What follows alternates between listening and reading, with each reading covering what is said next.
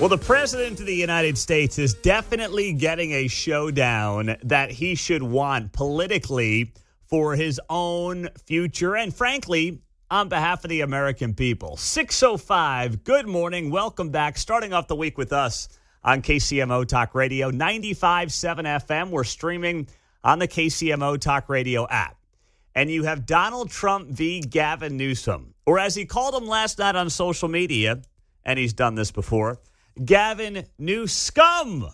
Oh, we got him good on that one. Wow. Okay. Such a nice man. This is now ongoing for the better part of Friday. I guess we're in the day 4 of this battle between these two men from a political angle. And the larger part of this is not the politics of Trump v. Newsom.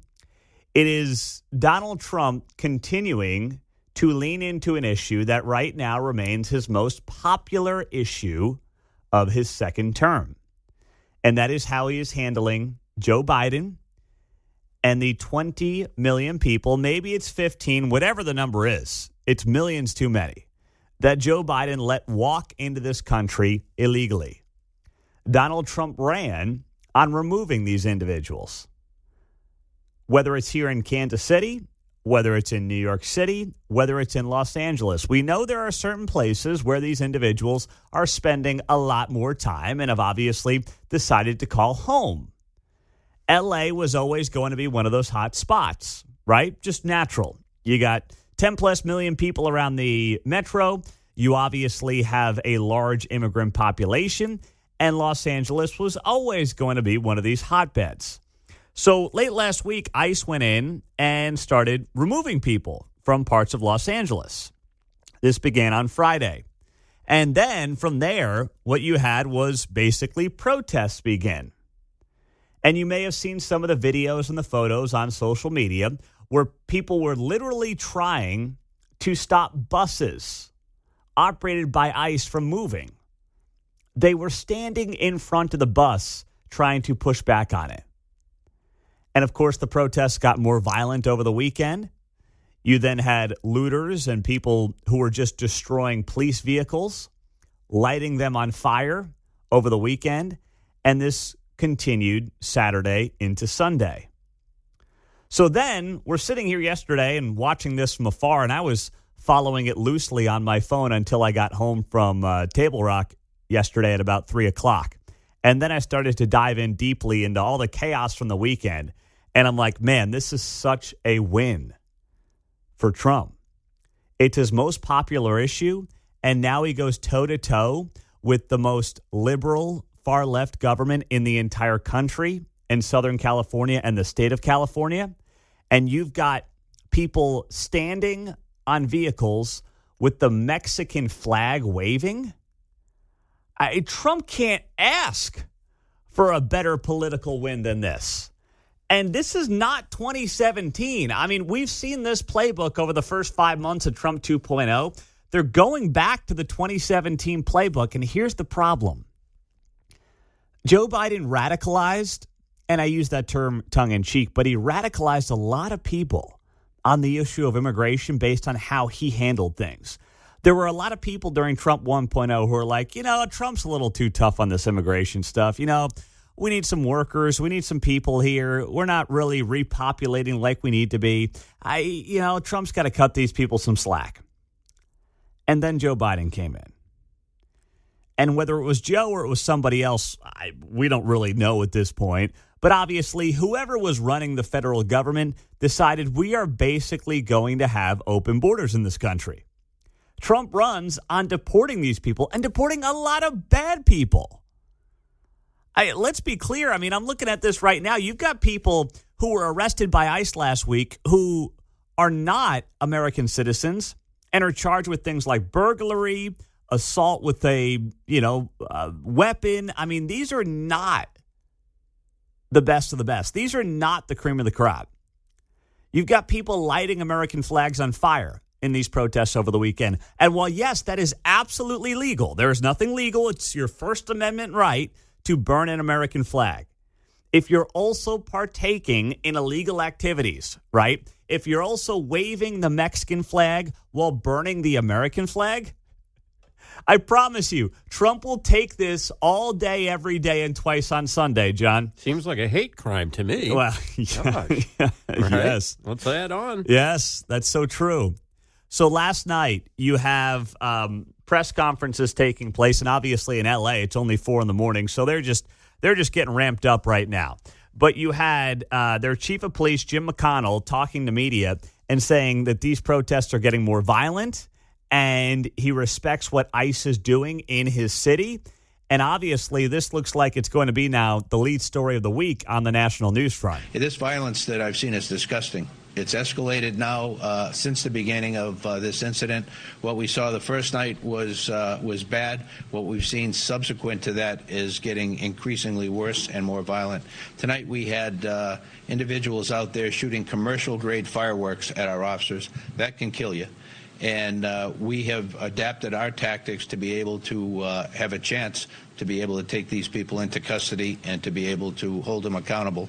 We are overwhelmed as far as the number of people out there engaged in this type of activity and the type of things that they're doing. They'll take backpacks, and the backpack will have a cinder block in it. They have a hammer, and they'll break up the cinder block and use that, pass it around to throw at officers, to throw at cars, and throw at other people.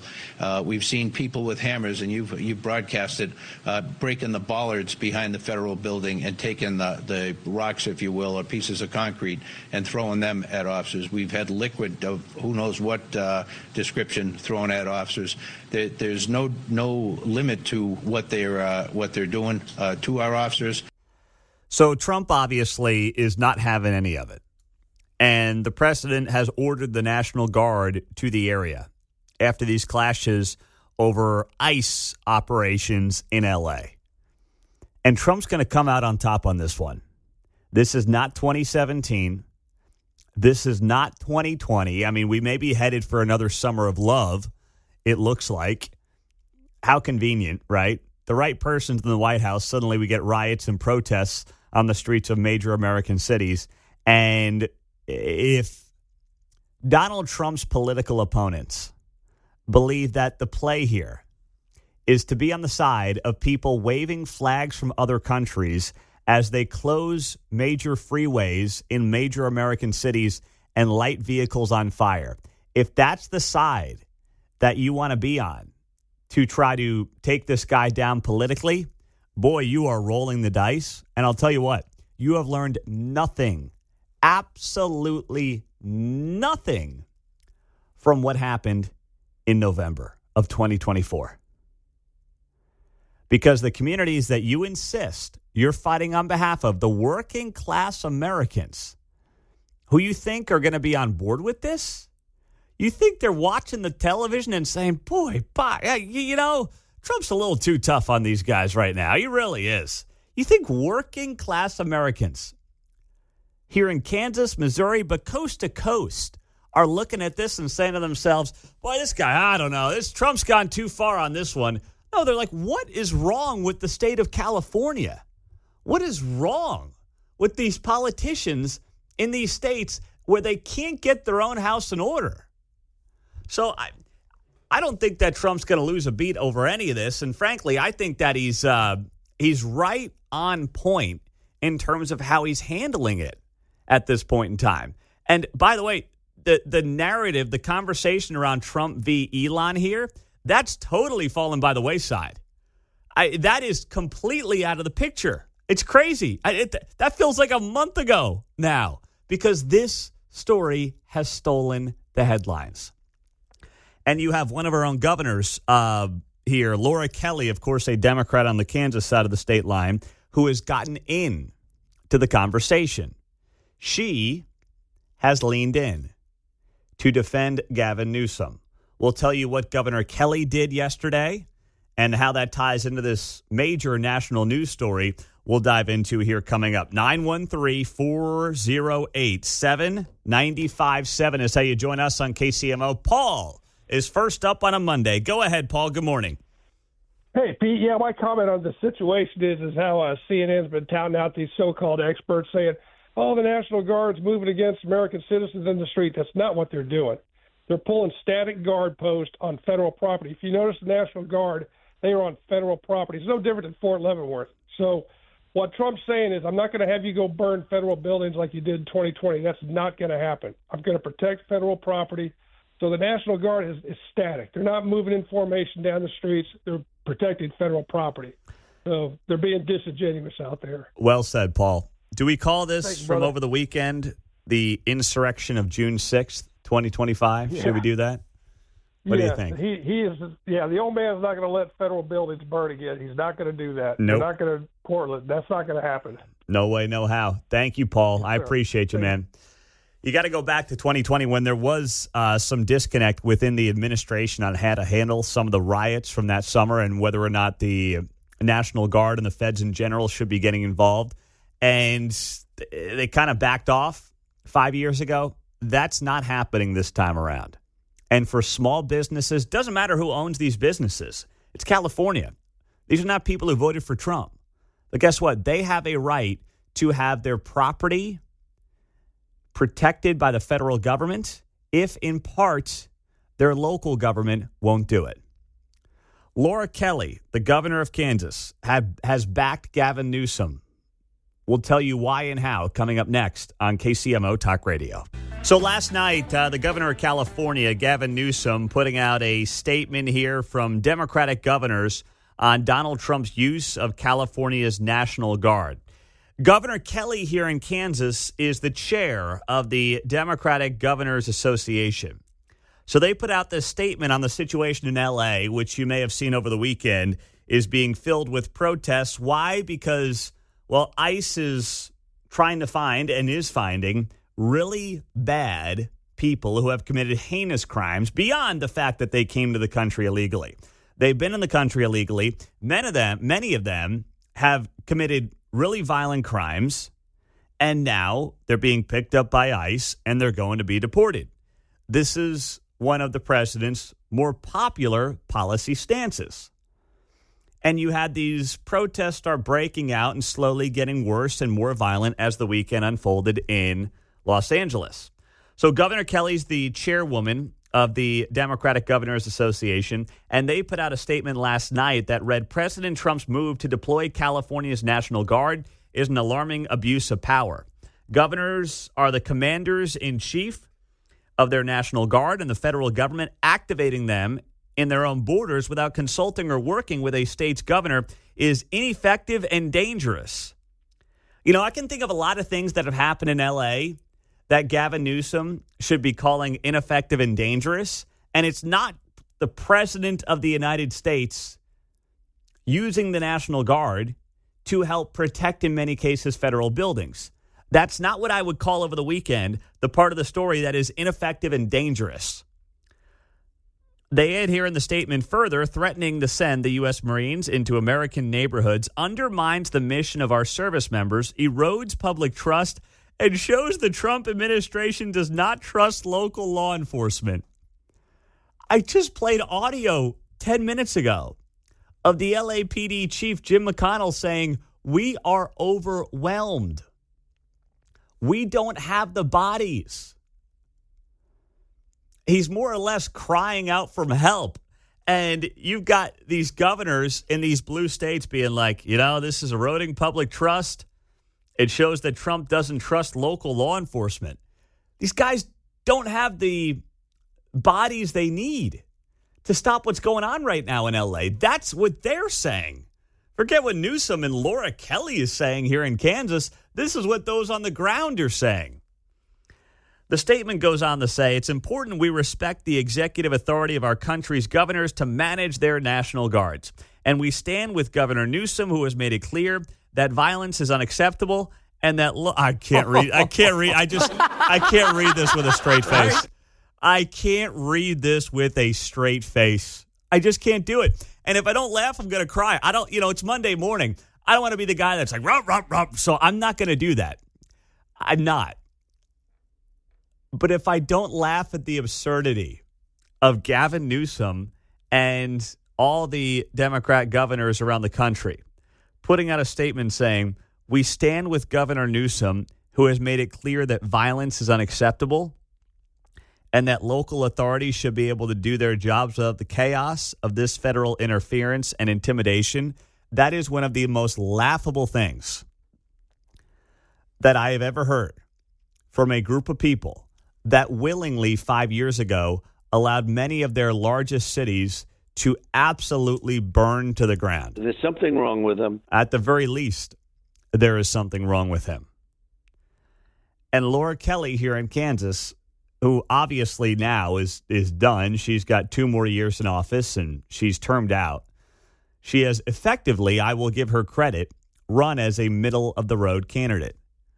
But how she could put her name on this statement, which clearly was just ghostwritten by Gavin Newsom, and every Democratic governor allowed Gavin Newsom to put their name on it. He basically allowed them to put their name on, or they allowed him to put their names onto it. That's the kind of stuff that makes you sit back and say to yourself, you can't be serious. Laura Kelly cannot call herself a middle-of-the-road governor in Kansas supporting a statement like this from Gavin Newsom. It's just pure insanity. 913-408-7957. John is in Kansas City on KCMO. Go ahead, John. What's up? What's up, man? ICE has got to start trying to go to these car shows, man. These Chicano car shows instead of graduations, instead of Home Depot where these people are trying to work. Go to the car shows out there in L.A. Go do something like that. Don't get these people that are trying to go to work, trying to go to their kids' graduations. Go get the real criminals. It's a show for Trump. I voted for Trump for three times. It's a show for this guy. He's creating a problem, and he thinks he's going to go solve it. Wait, bad, Mondo. How can you say he's creating a problem? How can you say he's creating it right now? He's creating it right now. What problem is he creating? Look what he's doing out there. He's going to, like, 5th grade graduations, getting people that are seeing their kids, 5th graders, 6th graders, 8th graders, and taking those people. He's taking people that are going to work at Home Depots. Go to the car shows. Go get. He's arresting people who have committed. He's not putting on a show. Mondo. No, he's not, Mondo. He's not. There's no show being put on here, John. Yes, he is. Do you realize some of the people that are being arrested here, John? Do you see what they've done? Show me some of the people that's been arrested. Sure, Mondo. I'll give you. You know what, John? I will give you a list. All right, I've got a list right in front of me on some of the people that ICE arrested, and I will share that list with you because these are not people that are stocking the shelves at Home Depot. Okay, I promise you that. I've got the list for you next, buddy. All right, so here we go.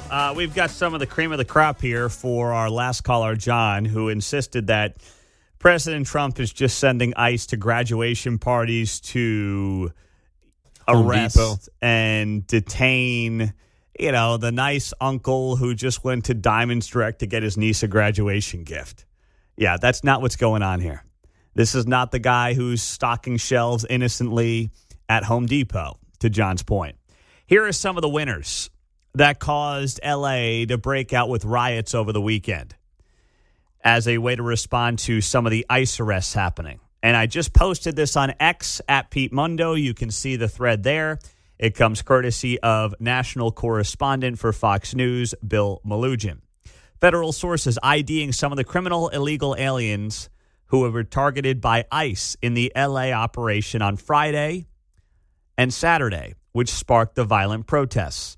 They include multiple gang members, convicted sex offenders, violent gun offenders, and drug offenders. Rolando Veneracion Enriquez, a national of the Philippines who has prior convictions for sexual penetration with a foreign object, assault with intent to commit rape, and burglary, all in California. Armando Ordaz, a Mexican national and known gang member with convictions for sexual battery, receiving stolen property, and theft in Los Angeles. Victor Mendoza Aguiar, a previously deported Mexican national and known gang member with convictions for assault with a deadly weapon and possessing drug paraphernalia. Delfino Aguiar Martinez, a Mexican national with a conviction for assault with a deadly weapon causing great bodily harm in L.A. I'll give you three more just for Kicks and giggles. Jesus Alan Hernandez Morales, a Mexican national and aggravated felon with a prior conviction for conspiracy to transport an illegal alien. He was deported on Saturday. Jose Gregorio Mendrana Ortiz. Boy, I'm getting these names. They're even longer now. I'm brushing back up on my 8th grade Spanish here. An Ecuadorian national with convictions for a conspiracy to possess with intent to distribute 5 kilos of cocaine on a vessel in Florida. Leonel Sanchez Laguna, a Mexican national with convictions for firing a gun at an occupied dwelling, battery on a spouse, willful child cruelty, DUI, and assault with a firearm. He has a deportation order, or has had a deportation order since 2020. Those are the people that one political party is really interested in showing sympathy for?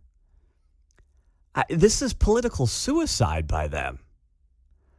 Yeah, there will be a small portion, and I believe a shrinking percentage of the population that's going to show sympathy for these individuals.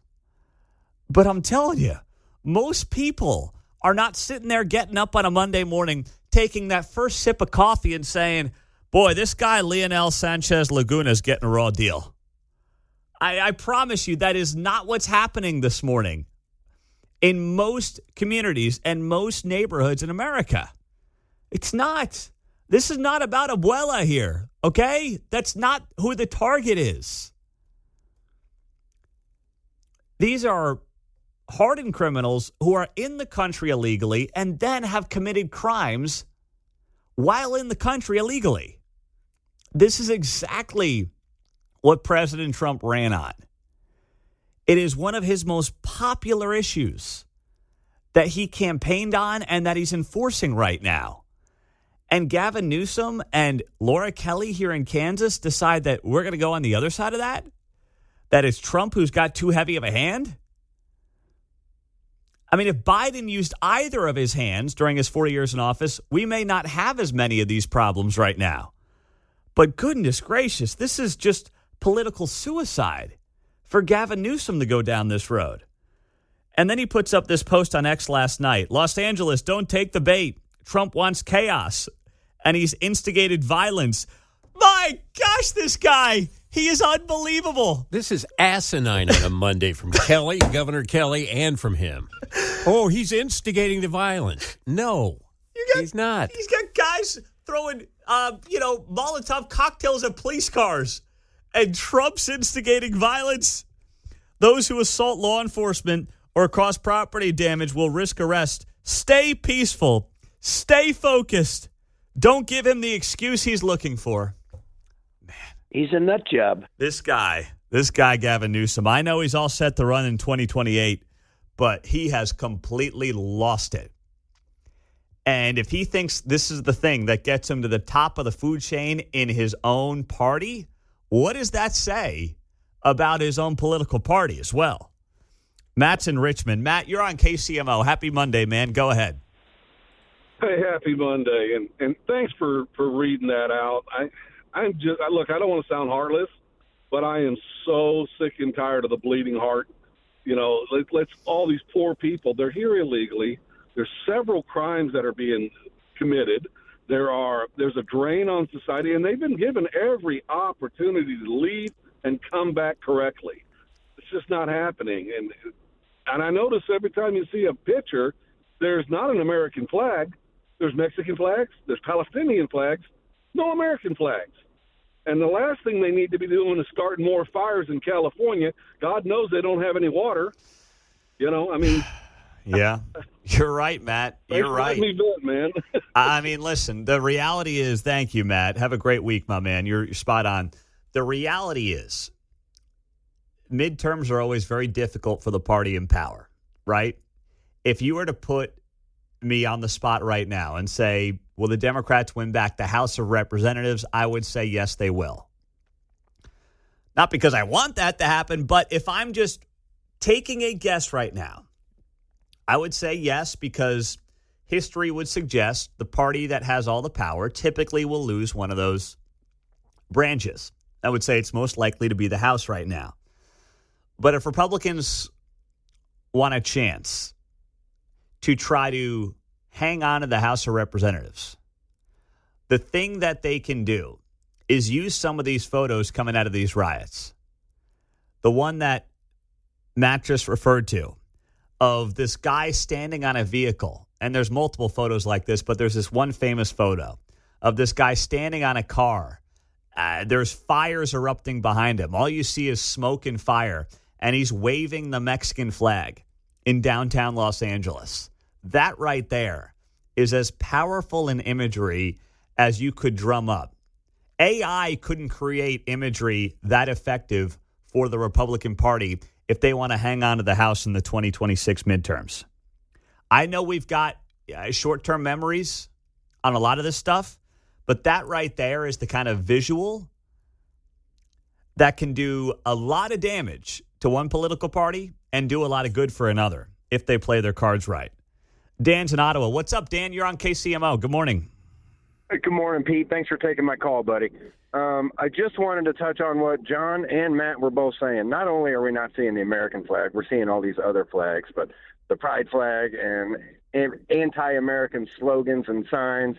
But what the Democrats are forgetting, or the other side is forgetting, is they don't even have to break another law. They broke the law coming into the country. He can go get the fifth grade graduation uncle. He can go get the guy stocking shelves at Home Depot because they're here illegally. That's all I got, Pete. Thanks for everything you do. Yeah, you bet. Thank you, Dan. And you're right. This whole, L.A. riots thing, it's really taken a lot of wind out of the sails of Pride Month, hasn't it? It's fallen by the wayside here. Jeez. All right, let's go to John. He's in Kansas. Go ahead, John. You're on KCMO. Hey, Pete. It's John. I'm an Army veteran, so to me it's like whatever, shooting fish in the barrel, taking care of our citizens. Because the simple fact is, in the 2020 census, they allowed for illegals to be counted, which means that California has all these people here in our country illegally. If you look at it, the 2030 census, California is expected to lose 4 representatives, 4 electoral college votes. Guess what? They start losing more than that, they start losing more money. And that's the bottom of the barrel right there. So guess what? National Guard and, heck, even the Marine Corps, they get caught up for Camp Pendleton. Fish in a barrel. Get them all out now. John, thank you, man. Listen, you're right about that people who are in the U.S. illegally were counted in the 2020 census. This helped out California in a big way. They were hemorrhaging citizens who were leaving for Texas, leaving for Nevada, leaving for Utah and Montana. It allowed them to retain more House of Representatives members than, frankly, they should have. They were allowed to do it because they were counting in the census those who are not here legally. It saved them in many respects. And, I would argue it also saved states like New York and, to a lesser extent, New Jersey and Illinois and some of the others, right? So think about that, too, from just the political perspective. When you're calculating House of Representative districts, and John's right, when looking ahead to 2030, California is going to be losing multiple House seats unless they keep up this charade. Mike, go ahead. You're on KCMO. Yeah, last weekend was the 81st anniversary of the D-Day liberation of Europe. Mm-hmm. And it juxtaposed in my mind that when the Germans invaded France, there were an awful lot of French people waving Nazi flags. And when I see these people waving these Mexican flags, the invaders, or supporting the invaders, those two images crossed in my mind. I mean, Trump is liberating California from the invaders. I mean, this is the way this is coming across to a lot of people, not just me. Yeah, and yes, you're right. You're right. And guess what else, Mike? I know you know this, but the people that he is helping the most on the ground in California are not those in Beverly Hills, not those on the shores of Manhattan Beach, right, whose only interactions with an illegal might be their landscaper. Those who are in the neighborhoods with the hardened criminals are the working poor in California who have no other choice. Exactly. They can't just pick up and leave. They don't have the money to do it. They don't care about the masses. The Democrats figure the masses abandoned them in the 2024 election, and they don't care, and they have to replace them. This is all about getting new Democrat voters. But, yeah, the Democrats are very upset about the masses, and especially masses of color. they hate them because they think they abandoned them. Mm-hmm. You're right. I mean, that was a big trend. No, you're right, 100%. Thank you, Mike. You're right. That was a big trend in 2020, or 2024, excuse me. You saw a massive working class movement away from Democrats to the Republicans. And the question now for Donald Trump and the Republican Party is, how do they get these people out to the polls, not just every 4 years for presidential elections, but in midterms? You have to keep your new block of voters engaged and motivated. And maybe in places like California, this is enough, right? Maybe like these people who overwhelmingly, obviously, it is Southern California, voted one way, voted for the Democratic Party oftentimes for their, probably entire adult lives going back a generation. Maybe this is the thing that wakes some people up. I don't know. But in the meantime, the political calculation here from Gavin Newsom is a total swing and a miss. And for Trump, it is a massive victory at this point in time. And Newsom is set to sue the administration first thing this morning when he gets up from his beauty sleep. Going to be a great week for us here on KCMO Talk Radio. If you're joining us on Thursday for the Guy Benson meet and greet dinner and show, we are looking forward to seeing you out there Thursday night, Boulevard. And it is sold out. I had a couple of people DM me on social media over the weekend asking, hey, can I still get a ticket? And we may have a couple extras go on sale possibly in the next day or two. But right now, the event has completely sold out, and we are actually slightly over capacity. So we're looking forward to having Guy Benson out here Wednesday into Thursday. We'll be out with him at the Royals-Yankees game on Wednesday night. And then, of course, we have the big show coming up on Thursday. So with these L.A. riots obviously stealing the show and stealing all the national headlines over the last couple of days, Guy Benson was on Fox News on Saturday night. And I thought that he beautifully tied this all together in terms of what we've witnessed when it comes to the anti-Israel protests, now the anti-ICE protests that are resulting in cop cars getting lit on fire and people waving foreign flags as they are protesting all over downtown L.A. in what is just a horrible look for that city and, frankly, for the entire state of California. Here was Guy Benson over the weekend. We have this, I call them a dirtbag coalition of leftists and Islamists who were attacking ICE officers in Los Angeles. They had people in their Hamas and Palestinian garb taking part in this, taking potshots, because violence is what the hard left does now in this country. They were firebombing Tesla dealerships not long ago. They might now have a new take on Elon Musk because of recent events.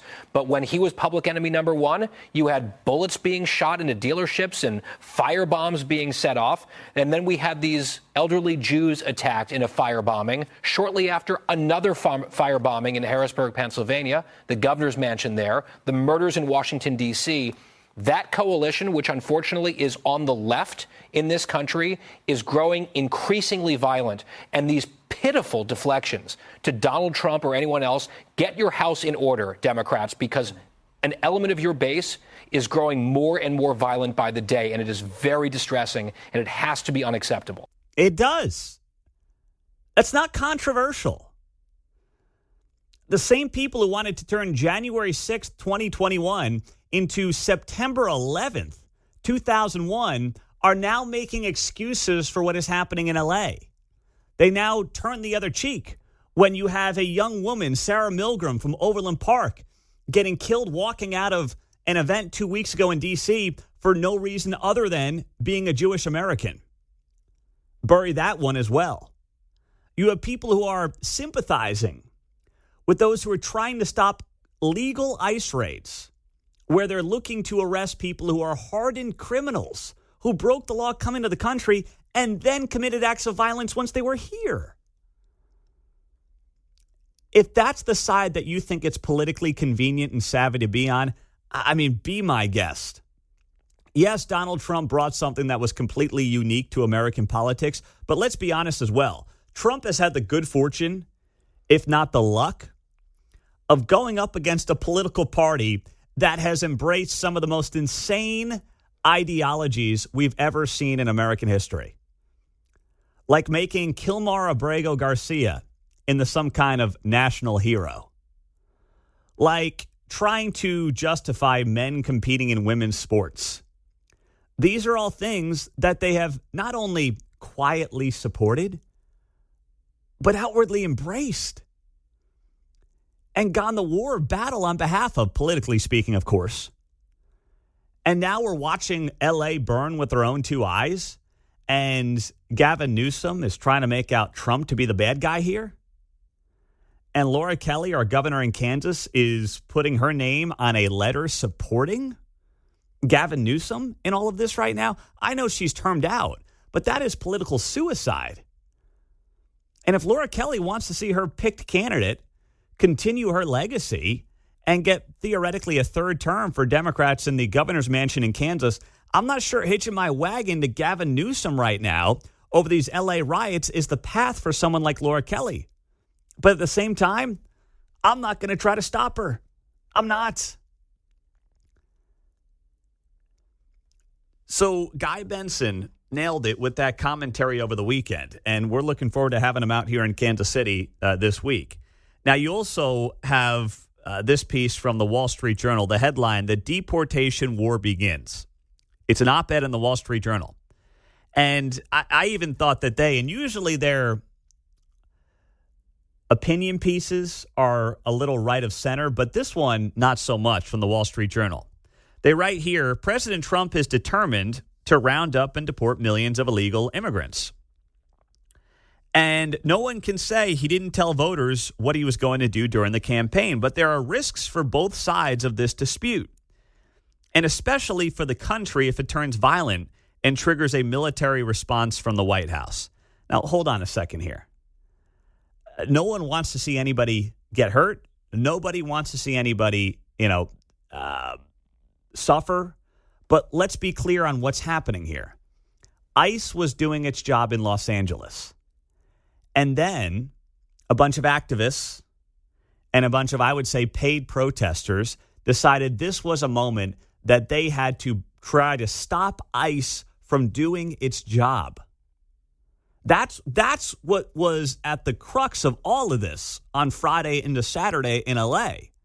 ICE was arresting really, in large parts, bad people, regardless of what you think, regardless of, how serious some of the charges were against them. They were all people who were in the country illegally. And that's what ICE was doing. That's who they were arresting. And then individuals decided that they were going to get in the way of law enforcement. How could the Wall Street Journal say there are risks here for both sides of this dispute? As far as I can tell, there's only a risk on one side of this dispute, and that's the side that's determined to try to have the backs of criminal illegal aliens over the American citizen.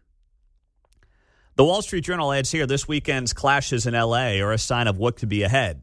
ICE has been staging raids around the city, hunting for migrants. I mean, what an exaggeration by the Wall Street Journal. Hunting? That kind of rhetoric right there is far more incendiary than anything ICE is actually doing. ICE is simply going out there and doing what law enforcement does, arresting people who are alleged to have broken the law. That's it. They're not hunting anybody. And of course, they use the term migrants instead of illegal aliens, illegal immigrants, whatever you want to call them. But obviously, hunting for migrants is a massive exaggeration by the Wall Street Journal here. And frankly, an unfair characterization of what's going on. They go on to note here in the Wall Street Journal, the clashes turned nasty in some places. Some officers were hurt, and ICE and local police made arrests, including of a prominent union leader for interfering with federal officials. President Trump has invoked a little-used law to override what is typically state control and sent in 2,000 troops from the California National Guard. Cue the outrage from Democrats and cries of law-breaking on both sides. They add, Mr. Trump has largely solved the country's most urgent immigration problem, which is closing the border to migrants using asylum claims to gain entry. Illegal border crossings have slowed to a trickle in 4 months. ICE has also arrested dangerous gang members and others accused of crimes in the U.S. On this, Mr. Trump has overwhelming public support. But the White House wants to deport everyone here illegally. This means millions of people who arrived illegally but have since led law-abiding, productive lives.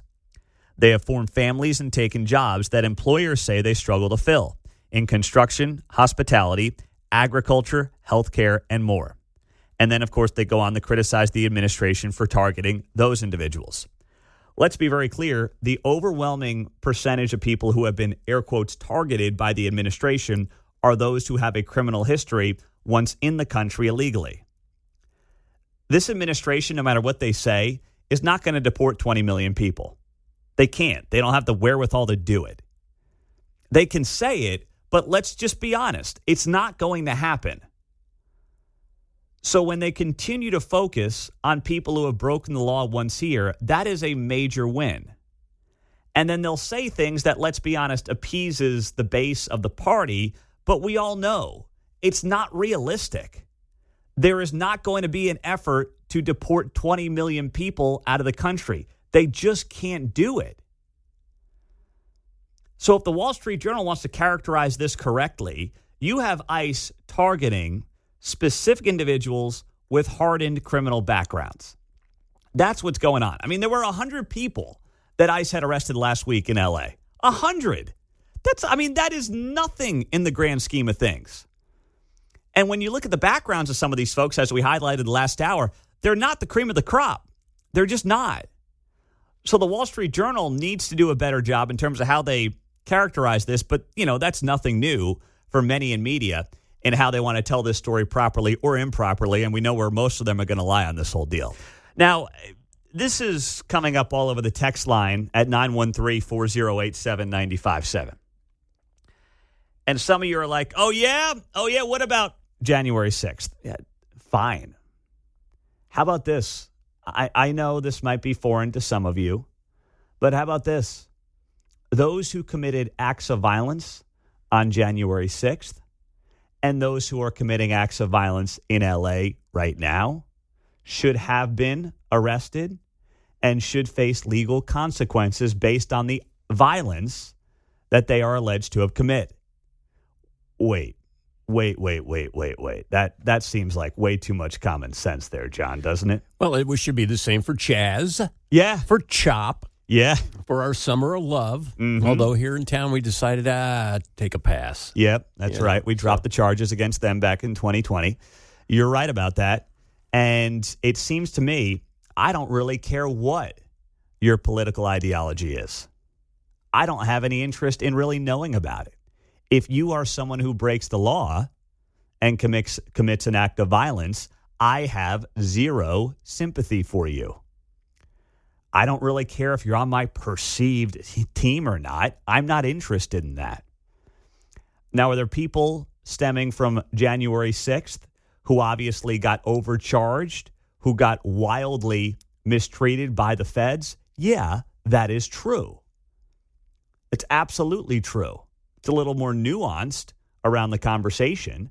But anybody who committed violence, whether it's on January 6th, 2021 at the Capitol, or it's the Summer of Love, or it's right now on the streets of Los Angeles where you're seeing, people take hammers to vehicles, light them on fire, throwing bricks at cop cars. You're all in the same bucket. Let's be clear, you're all criminals. And I don't really much care what you're protesting or what your ideology is.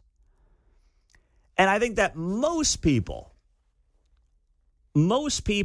on the right side of the political aisle would agree with that assessment. There might be some who are always looking to make excuses for their own.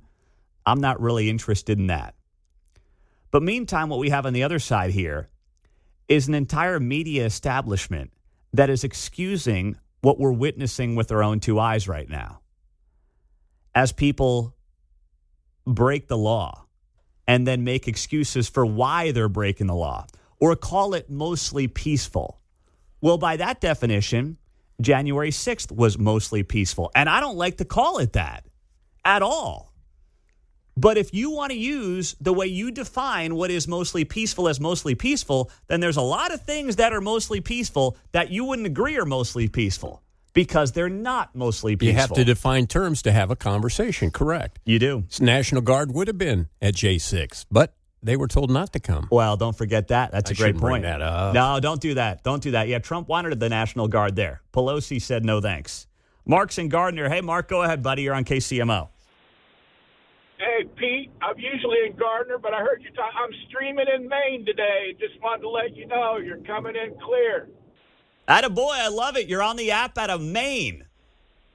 What's going on? Correct. Taking a little vacation and took a little turn for the worse in Massachusetts, but I'm making the best of it and enjoying Mundo in the morning in beautiful Maine. Just left Bahama. Had a little lobster this weekend. Attaboy. Very nice. Very nice. Did you want to give me a hot take, or did you want to just brag to us that you're in Maine on the app? I heard you I was listening. I was going to call and ask for Mark to cook me up a little parlay for tonight, but I'm just listening and enjoying it. And you just said stream it, so that's what I was just calling to let you know. You're streaming, coming in clear in Maine. Attaboy. Well, thank you for that. I appreciate you there, Mark. Thank you, buddy. Sounded good. Good deal. All right, that's great. Mark taking us on the road trip with him this summer. Well, there's a promo for you, John. You can whip that up after the show this morning. They need to hear a little Mundo in the morning in Maine. Oh, that would be nice, huh? You know, I was down at Table Rock over the weekend, and we get down there Thursday. Thank you to John Whitmer filling in on Friday. And Thursday night, we were in Indian Point. We drive down to this it's called the Lake House. It's, kind of side of the road restaurant down there. And they don't fit a lot of people. We were there 2 years ago. And there's like two families in there, us and another family. And gosh, my girls were behaving fine, but they were just so loud. I don't know where they get it from. They were just so loud. And like, girls, just quiet down. There's two families in here. Come on, just like settle down. And I'm getting up, going back to my seat. The only other family in the restaurant walks out. This guy, Jeremy, says, "Hey, love the show, man." I'm like, oh, gosh, this is embarrassing. This is embarrassing. 3.5 hours away. Kids are acting like a little goofy. And now I'm embarrassing myself in front of a listener. Such is life. So shout out to Jeremy. How about the reaction from some in Congress to these L.A. riots that broke out over the weekend as a response to ICE arrests happening in that part of the country? Maxine Waters. Yeah, Maxine Waters. Show some RESPICT. I can't do it. I certainly can't do it after Maxine Waters was heckling members of the National Guard over the weekend in L.A. She shows up after mostly spending her time on the outskirts of the district. Don't forget, Maxine Waters has done really nothing for the people of her district in 30 years in Congress. She's 86 years old. And she goes out on the streets of L.A. yesterday, this made-for-TV moment, or at least made-for-MSNBC moment, to heckle the National Guard. And here's what it sounded like from Maxine Waters. What are you done?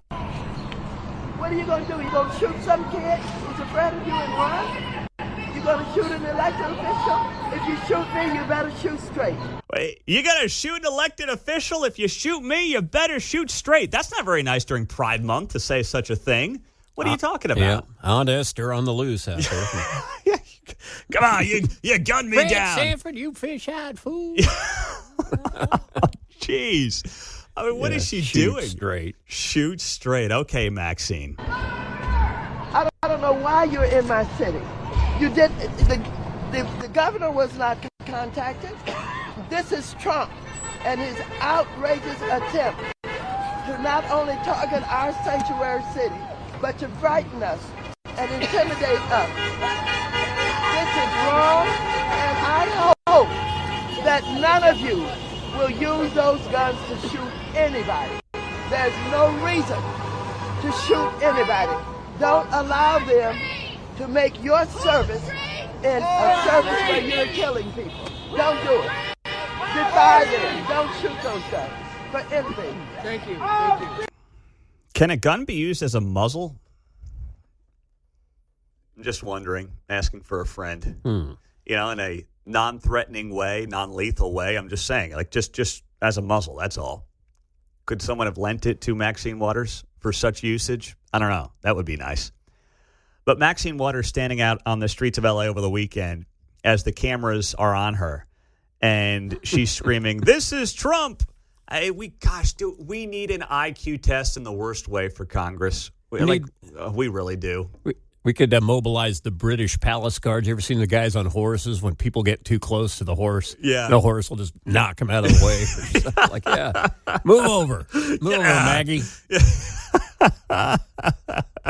You mustard move. Yeah, there's our old pal. Yeah. Where's Cleaver when you need him? So that was Maxine Waters over the weekend in L.A. And you hear from these people, and you see them on the streets, and you would think that they would have some self-awareness, right? Maxine Waters has represented parts of L.A. for the better part of 3 decades. And she's out there, instead of fighting for her own constituents, who undoubtedly are those who are most vulnerable when it comes to potentially having criminal illegal aliens in her neighborhoods, right? In her backyards. They're theoretically competing for jobs with those working poor in her district. If they're committing crimes in her district, they're going to be against the working poor or poor people who can't afford to leave the neighborhoods they're in, the districts they're in. They have no choice but to deal with it. It's like we talk about here in Kansas City. The wokest politicians when it comes to crime in parts of the east side of Kansas City, those constituents, those residents in Kansas City are the ones who are at the forefront of dealing with the crime. It's not the people, off Ward Parkway. It's the people on the east side of Kansas City who are waking up in the middle of the night because they hear gunshots in their neighborhoods, who are wondering if the young men running around the streets are coming home alive in a given night. Yet they're the politicians who are the ones who are out there, in many cases, advocating for defunding the police, advocating for soft on crime prosecution. And it's like, wait, it's your constituents who are at biggest risk here. It's the same thing in L.A. When you look at some of the criminals that were taken off the streets by ICE late last week that led to these riots happening in L.A. over the weekend, they're not impacting Beverly Hills. They're not impacting Brentwood. They're not impacting Manhattan Beach and all these other communities where to get into the housing market, you're talking about probably a $2, $3, $4 million entry point.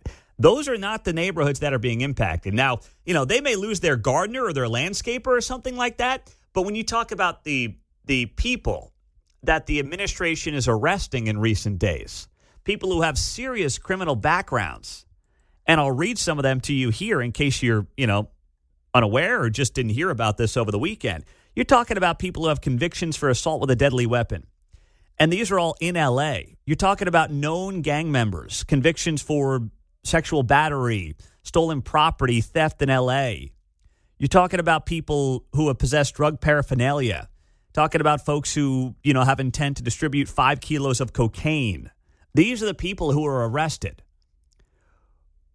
who now one political party is sympathizing with those who are protesting against these arrests.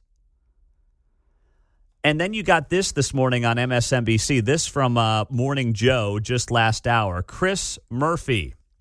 Chris Murphy is a U.S. senator, and he represents the state of Connecticut. So we need our buddy Mark and Gardner, when he's driving back home, to stop in Connecticut and, knock some sense into Chris Murphy. Here he was this morning on MSNBC's Morning Joe talking about these L.A. riots. I mean, my first message is to keep it peaceful. I mean, obviously, this is a moment where we have to be on the streets all over the country to protest what's happening to our immigrant community, but more broadly to protest what's happening to our democracy. This is the most corrupt administration in the history of the country, and we are going to rise to this moment by being out there on the streets. But ultimately, I think the country sees what Donald Trump is trying trying to do here. He's looking for a fight. There's nothing in what he is doing that is about peace or about restoring order. He's taking a protest that is relatively isolated. People in Los Angeles over the weekend would tell you that 99% of them went about their day, and it was pretty normal because this is not an invasion that has taken over the entire city. And he's trying to turn a protest that is pretty small into something that involves an even bigger confrontation so that he might actually be able to invoke the Insurrection Act. That would be a defining story of the week if he were to do it. And I just don't think we have to make sure that we understand to not take him at his word. He's looking for a fight. He's not trying to calm tensions. Let's be clear. Chris Murphy is dog whistling for more violence in that clip. Let's keep it peaceful. Wink, wink, nod, nod, as we throw Molotov cocktails and bricks at cops and we, shoot off commercial-grade fireworks at police officers that can literally kill them. But don't worry, it's going to be mostly peaceful. I mean, some things might happen, but overwhelmingly, we got to keep it mostly peaceful. Yeah, that is a dog whistle for more violence. That's exactly what that was from Chris Murphy. Because it's totally normal, according to him, to burn and loot and throw bricks at law enforcement agencies, just like 2020. And I love, and I say this tongue-in-cheek, but the deflection of most people went about their lives and didn't notice anything over the weekend. Okay, that's true for any protest in any city in America, assuming it's not in a town that has a population of 1,000 people. When there were protests on the plaza 5 years ago here in Kansas City, most people technically didn't even know what was going on. They didn't live down there. They weren't down there. They weren't part of the protests, right? That doesn't mean that what happened wasn't bad. Just because most people didn't suffer at all from it doesn't mean that you just let it go. Just because only some buildings, right, were trashed or damaged or only a couple of police cars were lit on fire doesn't mean that you sit there and say, well, it wasn't that bad of a deal because most police cars were just fine. Just that one apartment complex in Colorado, wasn't it? Yeah, that's right. That's another one they use a lot, too. It's no, we live in, or we're supposed to be living in, what is the most civilized country on the planet and the greatest superpower known to mankind. And instead we're couple cop cars here, couple cop cars there. It's all in a day's work. Bill O'Reilly will join us to react to this news this morning in 20 minutes, 8:05. If you're at the office by then, stream it on the KCMO Talk Radio app. A great excuse to download that in the App Store today.